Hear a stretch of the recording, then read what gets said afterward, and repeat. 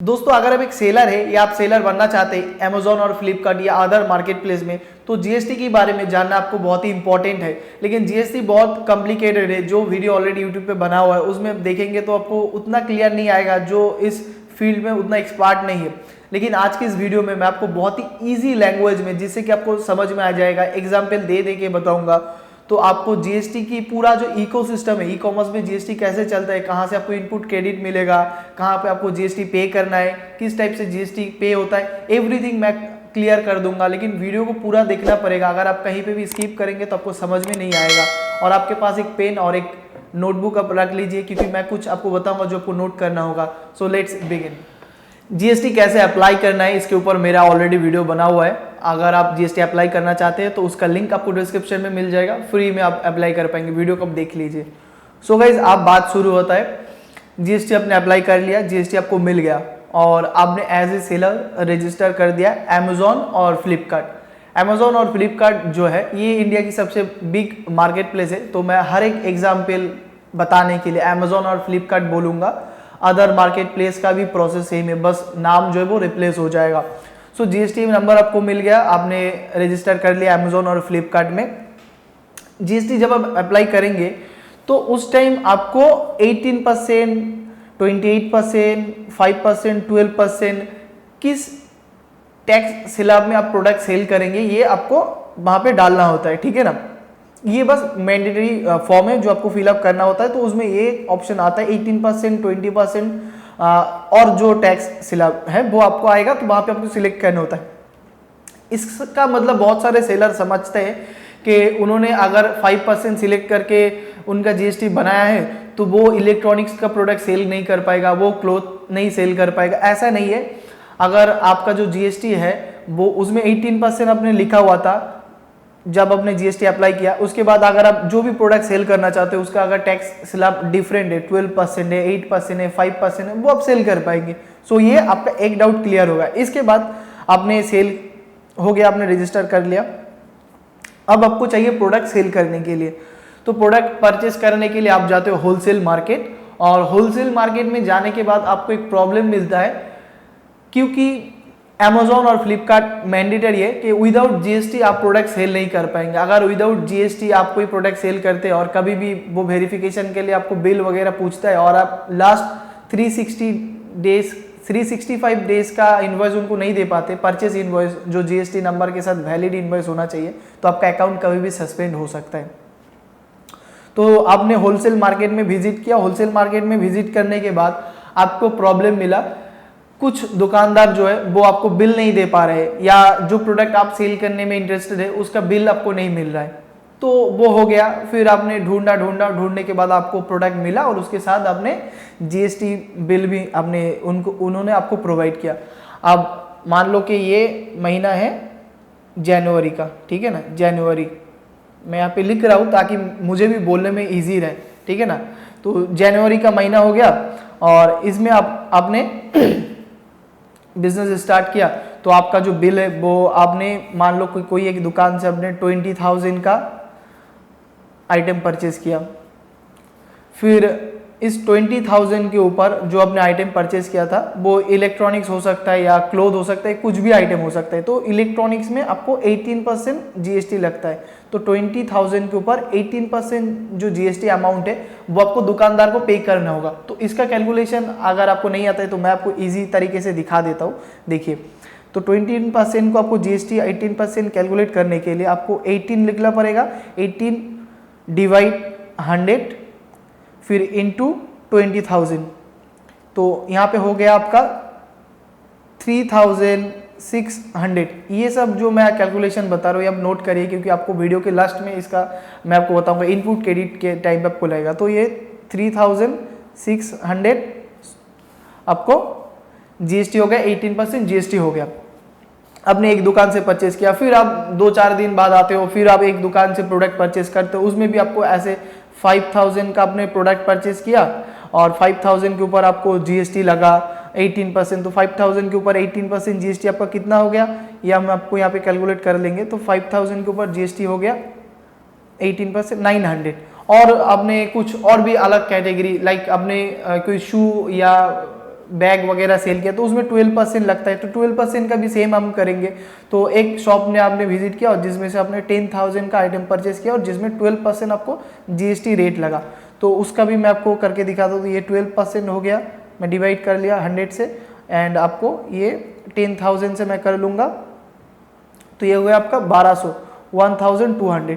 तो एक महीने में आपने 3 बार शॉपिंग किया, 3 बार आपने प्रोडक्ट परचेस किया सेल करने के लिए। तो एक बार आपने परचेस किया 20,000 का, एक बार आपने परचेस किया 5,000 का, एक बार आपने परचेस किया 10,000 का। फिर आपने प्रोडक्ट आपने लेके आया और प्रोडक्ट लेके आने के बाद आपने प्रोडक्ट को लिस्ट किया अमेजोन और फ्लिपकार्ट में, और वहाँ पे आपका जो एक प्रोडक्ट का, कोई प्रोडक्ट का आपका परचेस प्राइस है 400, कोई प्रोडक्ट का है 100 रुपीज़, कोई प्रोडक्ट का है 200, तो ऐसा ऐसा प्रोडक्ट का परचेस प्राइस है आपका। अब इन प्रोडक्ट की परचेस प्राइस में आपको कोई अगर आप प्राइसिंग करेंगे प्रोडक्ट का, तो इसमें आपको क्या क्या चीज़ इंक्लूड करना होता है, शिपिंग कॉस्ट, शिपिंग हो गया, फिर अमेजोन का या फ्लिपकार्ट का मार्केट प्लेस का फ़ी हो गया, फिर इसके बाद आपका प्रॉफिट हो गया, और जो प्रोडक्ट है उसका टैक्स हो गया, टैक्स, ठीक है ना, परसेंटेज आप हिसाब करेंगे तो जो भी आपका होगा। तो आपका प्रोडक्ट का जो प्राइस है वो है 200। अब 200 के ऊपर आपको अमेजोन का फीस ऐड करना होगा। फिर आपको 200 के साथ मैं एक्सपेक्टेड बता रहा हूँ, ठीक है ना, आप ऐसे मत करिएगा, मैं एक एग्जाम्पल के साथ आपको दिखा रहा हूँ। तो 100 का प्रोडक्ट है और आप चाहते हैं कि आप इसमें 100 रुपीज़ मार्जिन रखें, तो आपने 100 ऐड कर लिया। फिर इसके ऊपर आपका जो प्रोडक्ट का शिपिंग है वो 100 रुपीज़ हो गया। फिर पैकेजिंग और लेबर मैं लगा रहा हूँ यहाँ पे 10 रुपये, तो ये हो गया यहाँ पे। फिर इसके बाद आपको लगता है यहाँ पे अमेजोन का जो फीस है वो लगता है, तो अमेजोन का फीस मैं कोई भी कैटेगरी होगा तो उसके हिसाब से लगेगा 10%, 12%, 8%। तो मैं एग्जाम्पल के साथ मैं यहाँ पे मान रहा हूँ कि इस जिस कैटेगरी में आप सेल कर रहे हैं तो इसके ऊपर आपको अमेजोन का 12% कमीशन लगेगा। तो ये जो मैंने हमारी टोटल अमाउंट हुआ 410 रुपीज़, तो 410 को हम 12% से यहाँ पे इसका परसेंटेज निकाल लेंगे, वही सेम प्रोसीजर गाइस। फिर इसके साथ हम 410 कर देंगे तो 49.20 पैसा यहाँ पे हमारा हो रहा है अमेजोन का कमीशन। ये जो कमीशन रेट है 49.20 पैसा हर एक कैटेगरी के ऊपर, इस कमीशन के ऊपर भी अमेजोन 18% जीएसटी कलेक्ट करता है। तो इसके ऊपर हम 18% जीएसटी लगा देंगे, तो 18 हो गया। फिर परसेंटेज के साथ हम यहाँ पे करेंगे, सेम प्रोसीजर हम फॉलो करेंगे और यहाँ पे 49.20 पैसा हम लगा देंगे। तो इसके ऊपर हो गया हमारा 8.85 हमने लिख दिया यहाँ पे, ठीक है ना। ये हो गया हमारा 18% जीएसटी, जो भी आपका अमाउंट आए ये हो गया हमारा जीएसटी इस रेट के ऊपर, अमेजोन का जो फीस के ऊपर भी। ये अमाउंट जो है ना ये भी आपको इनपुट क्रेडिट में मिलेगा, सब वीडियो के एंड में आपको बताता हूँ। तो ये आपका हो गया अमाउंट, और तो ये आपका पूरा अमाउंट हो गया। और ये जो अमाउंट है आपका 200, 100 आपने जो लिखा था, इसके ऊपर भी आपको गवर्नमेंट से जो कस्टमर है उनसे भी जीएसटी कलेक्ट करना होगा, क्योंकि इसमें 18% आपको जीएसटी गवर्नमेंट को पे करना है कस्टमर से कलेक्ट करके। तो ये जो हमारा पूरा अमाउंट है इसके ऊपर, टोटल अमाउंट के ऊपर हम एक बार यहाँ पे जीएसटी लगा देंगे। 200 प्लस 100 प्लस 100 प्लस 10, यहाँ पे हमने कलेक्ट कर दिया 410, और 410 के ऊपर 410 के साथ हम यहाँ पे 410 हो गया हमारा, प्लस 49 जो अमेजोन का कमीशन है, यहाँ पे हम जीएसटी इस रेट को कलेक्ट नहीं करेंगे, 49 हो गया तो 459 हमारा हो गया। तो 459 के ऊपर हम 18% जीएसटी कैलकुलेट करेंगे, तो 459 के ऊपर हम 18% जीएसटी कैलकुलेट करेंगे। 459 के ऊपर हम करेंगे तो हमारा यहाँ पे आ रहा है 82 रुपीज़ 62 पैसा, ये भी यहाँ पे जीएसटी आ गया। अब ये हो गया आपका कैलकुलेशन, आपने लिस्ट कर दिया। इसके बाद आपका सेल हो गया, आपका जो प्रोडक्ट है वो सेल हो गया, और मंथ देखते देखते आपका जो जनवरी है ये खत्म हो गया मंथ। अब आपको फाइल करना है जीएसटी का रिटर्न फाइल करना है। जीएसटी का रिटर्न फाइल आपको 2 फाइल करना होता है, एक होता है जीएसटीआर 1 और एक होता है जीएसटीआर 3B। अब इसको 2 तरीके से कर सकते हैं। अगर आप चाहे आपका सेल बहुत ज़्यादा हो रहा है और बहुत सारा बिलिंग हो रहा है तो आप हर मंथ आप इसको कर सकते हैं रेगुलर, इसको जीएसटी की तरीके से हम अगर बोलेंगे तो रेगुलर, और नहीं तो अगर आपका सेल कम हो रहा है तो आप क्वार्टरली करेंगे। क्वार्टरली मीन्स 3 मंथ में एक बार आपको जीएसटी फाइल करना है। तो जनवरी से 3 मंथ तक हमारे जो भी सेल होगा इसको हमें एक साथ फाइल करना पड़ेगा। लेकिन ई कॉमर्स अगर आप बिजनेस करते हैं तो आपको अगर मंथली करेंगे तो आपके लिए ज़्यादा अच्छा रहेगा यहाँ पे। तो मान लो जनवरी का जो फाइल है, जनवरी में जो भी हमने सेल किया था और जो भी हमने परचेस किया, इन सब का डेटा गवर्नमेंट को दिखाना है। जनवरी का जो जीएसटी है हम फरवरी में फाइल करेंगे। फिर हमें डेट दिया जाता है 1 तारीख से लेके 20 या 11, ये चेंज होता रहता है हर मंथ। तो इस डेट में हमें जो जीएसटी है वो फाइल करना होगा। अगर आप इस डेट के अंदर जीएसटी फाइल नहीं करेंगे तो आपको हर डे 50 रुपये करके आपके ऊपर पेनल्टी लगता जाएगा। तो ये आपको एक्स्ट्रा पैसा देना होगा। तो ऑन टाइम जीएसटी फाइल करेंगे, जो कि आप देख सकते हैं डेट। आपको जो जीएसटी जब नंबर लेंगे और अगर आपके पास है तो लॉगिन करेंगे, तो आप मंथ सिलेक्ट करेंगे जिस भी मंथ का आपको फाइलिंग करना है, तो उसमें आपको दिख जाएगा कि जीएसटीआर 1 फाइलिंग करने का डेट कौन सा है, जीएसटीआर 3 भी फाइलिंग करने का डेट कौन सा है। तो ये जीएसटी ऐसे फाइल होता है। आपने इस मंथ कुछ प्रोडक्ट सेल किया और कुछ परचेज किया, तो इस मंथ का जो भी ट्रांजेक्शन है वो अगले मंथ हम दिखाएंगे गवर्नमेंट को। फिर अगले मंथ का जो भी ट्रांजेक्शन होगा 1 तारीख से लेकर 30 तारीख तक, फिर वो हम अगले मंथ की 1 तारीख से लेकर 20 तारीख तक के अंदर फाइल करने का वो डेट है। लेकिन उसका जो हिसाब है वो 1 तारीख से लेकर 30 तारीख तक ही चलेगा। तो ये हो गया, और ये क्वार्टरली और रेगुलरली। अब गाइस जीएसटी जो फाइल करेंगे आप, या तो आप सीए से करना पड़ेगा, नहीं तो आपको जो है वो ऑनलाइन करना पड़ेगा। ऑनलाइन आप अगर आप जीएसटी फाइलिंग करेंगे तो बहुत ही कम खर्चा में, बहुत ही कम इन्वेस्टमेंट में आपको यहाँ पे हो जाएगा।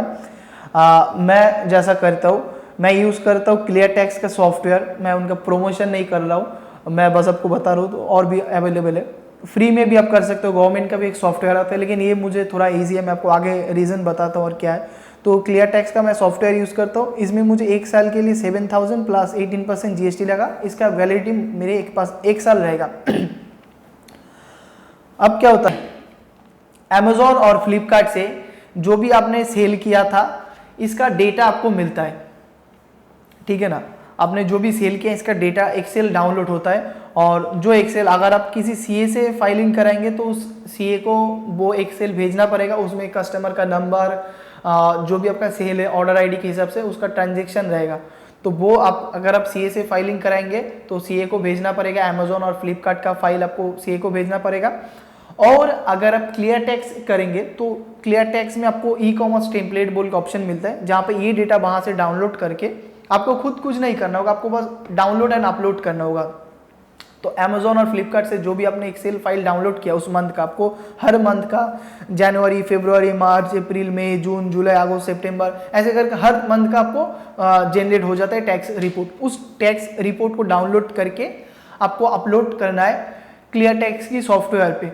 और अपलोड करने के बाद अपलोड आपने कर दिया और वो सॉफ्टवेयर ऑटोमेटिकली कैलकुलेट करके आपका जो जीएसटीआर 1 है ये फाइल कर देगा। आपकी मोबाइल पे ओटीपी आएगा, ओटीपी आपको डालना है, अब फाइल हो गया, जीएसटीआर 1 फाइल होगा। बस इतना जीएसटीआर 1 है। अब इसमें जीएसटीआर 3 भी और जीएसटीआर 2 है, ठीक है।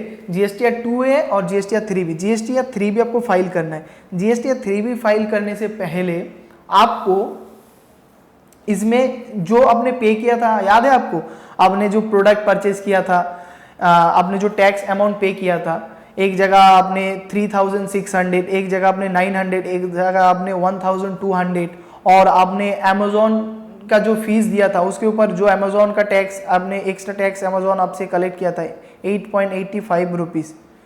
ये सब पैसा आपको इनपुट क्रेडिट में मिलेगा गवर्नमेंट की तरफ से। और आपको पे करना है कौन सा पैसा? पे करना है वो पैसा जो कस्टमर ने आपको दिया था, जो आपने प्रोडक्ट की प्राइसिंग किया था ना, उसके साथ आपने जो एक्स्ट्रा 18% का जीएसटी कैलकुलेट किया था, वो आपको वो पैसा कस्टमर से कलेक्ट करके गवर्नमेंट को पे करना है। तो ये आप कैसे करेंगे अभी? तो ये आपने फाइल कर दिया और आपको सेम मंथ की एंड में उसी मतलब आपको 4-5 दिन का 7 दिन का गैप मिलता है। तो जीएसटीआर 3 भी आप अगर क्लियर टैक्स से करेंगे, अगर देखिए अगर आप सीए से कराएंगे तो सीए आपको बोल देगा कि मुझे ये 3 भी मैं फाइल कर लूँगा, आपको बोलेगा, तो आपको उनको वो डेटा शेयर करना है। अगर आप ऑनलाइन करेंगे तो मैं आपको इजीली बताता हूँ। तो अगर आप क्लियर टैक्स से करते हैं तो मान लो आपने क्लियर टैक्स से ही करेंगे तो जीएसटी का 3B का जो डेटा है वो रेडी रहेगा। आपको क्या करना है, आपको वहाँ पे क्लिक करना है और सारा डेटा चेक कर लेना है। वहाँ पे आपको दिखाएगा, मैं आपको एक्सपेक्टेड एक बताता हूँ, वहाँ पे आपको दिखा देगा कि आपने इस मंथ 3 लाख का या 4 लाख का आपने सेल किया, ठीक है ना। अभी 4 लाख के ऊपर जो भी आपका टैक्स अमाउंट बन रहा है, तो लाइक मैं एग्जांपल के साथ 4 लाख का आपने सेल किया और 4 लाख के ऊपर आपको यहाँ पे दिखा रहा है कि 50,000 रुपीज़ आपने कस्टमर से कलेक्ट किया है और ये 50,000 रुपीज़ आपको गवर्नमेंट को पे करना है, ये आपका जीएसटी अमाउंट है। अब गाइस ये जो अमाउंट है 50,000 रुपीज़, अब बोलेंगे कि ये क्लियर टैक्स को कैसे पता चला, या आपने जो एक्सेल अपलोड किया था GSTR 1 में जिसमें कस्टमर का डिटेल्स है, जिसमें कस्टमर का ट्रांजेक्शन है, कस्टमर ने 100 रुपये का प्रोडक्ट परचेज किया था या 500 का प्रोडक्ट परचेज किया तो उसके साथ कितना टैक्स कस्टमर ने पे किया, तो वहाँ पे वो डेटा पूरा रेडी हो गया।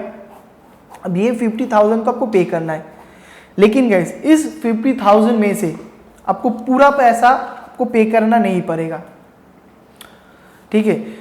ये जो 3,600, 900, 1,200 और 8.85 रुपीज़ जो आपने अमेजोन का जो कमीशन है उसके ऊपर जो टैक्स था, उसको आप यहाँ पे एक ऑप्शन आपको मिलता है ऑल अदर ITC, जो कि है क्लेम ITC। सीए आपको बोलेगा कि आपको ITC क्लेम करना है, तो ये हो गया आपको ITC क्लेम करने का अमाउंट, ठीक है।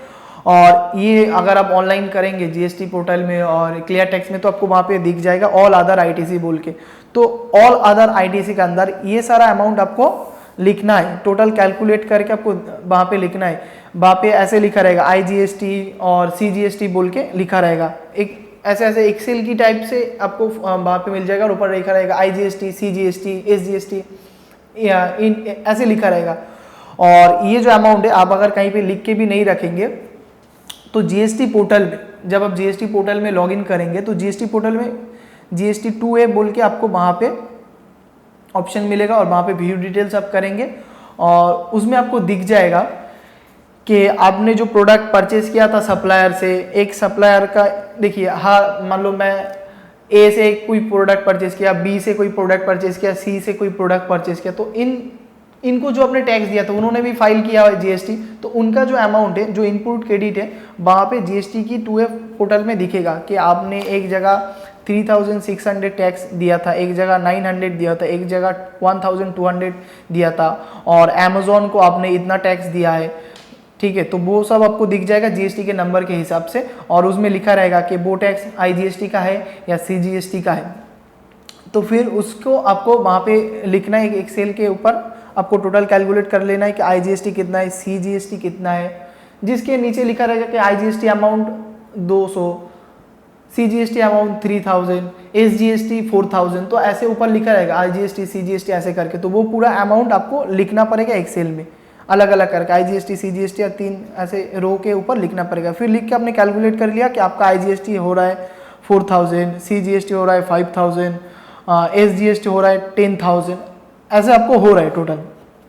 तो आपने टोटल जो अमाउंट है 10,000, फिर 3,600, 900, 1,200, इनको ये जो अमाउंट है ये अमाउंट इसमें से माइनस हो जाएगा। अभी 50,000 में से ये अमाउंट मैं अगर माइनस कर दूं, अब देखो तो 10,000, फिर 3,600, फिर 900, फिर 1,200, तो ये आपका टोटल होगा 15,700। 15,700 को हम अगर 50,000 से माइनस कर दें तो कितना रहेगा हमारा 34,300।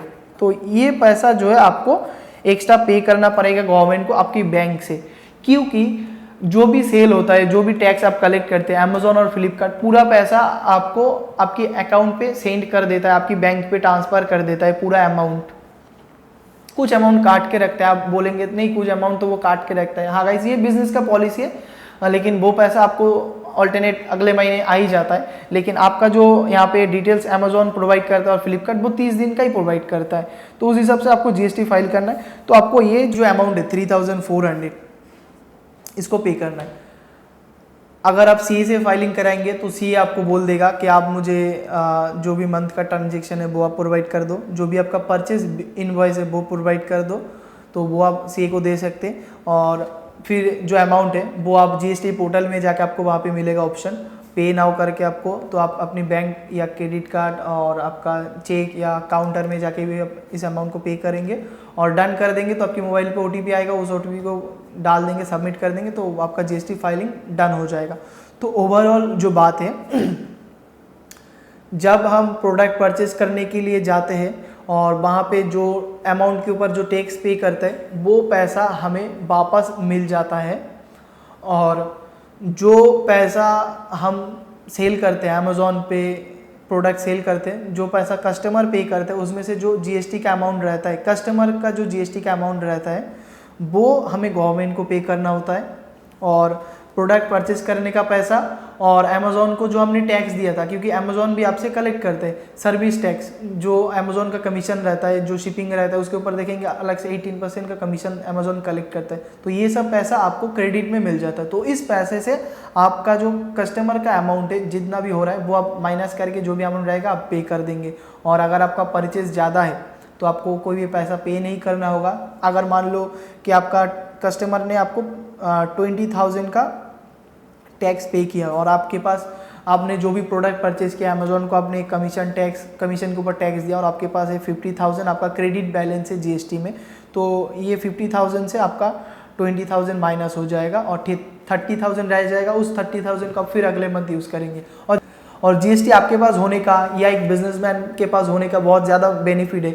आप बहुत सारे शॉपिंग करते हो, अपनी आईटी एक्सेसरीज हो गया, आप कंप्यूटर परचेज करते हो, फिर आपको कुछ चाहिए होगा, आपकी पर्सनल इक्विपमेंट भी कुछ चाहिए होगा, और वहाँ पे आपको अगर B2B इनवॉइस आप बनाते हैं और आपके जीएसटी नंबर आप वहाँ पे सबमिट करेंगे तो वो भी जो टैक्स आप पे करेंगे उनको वो भी आपको क्रेडिट मिल जाएगा जीएसटी पोर्टल में, जो आप इसको बाद में यूज़ कर सकते हो। आई होप गाइस मैंने आपको पूरा क्लियर किया होगा। कुछ भी आपको डाउट है, अभी भी कुछ भी क्वेश्चन है तो आप मुझे कमेंट करिए, मैं उसके ऊपर Q&A एक वीडियो बनाऊंगा, उसका भी क्लियर कर दूंगा। मैं नहीं चाहता कि आप लोगों के मन में कोई भी डाउट रहे जीएसटी को लेके स्पेशली, बिकॉज जीएसटी को जब आप अच्छे से समझेंगे तब आप बिजनेस कर पाएंगे, आप कैलकुलेशन अच्छे से कर पाएंगे। सो अगर वीडियो पसंद आए तो लाइक करिए, चैनल में नए हो तो सब्सक्राइब करिए। Thank you for watching and God bless you all.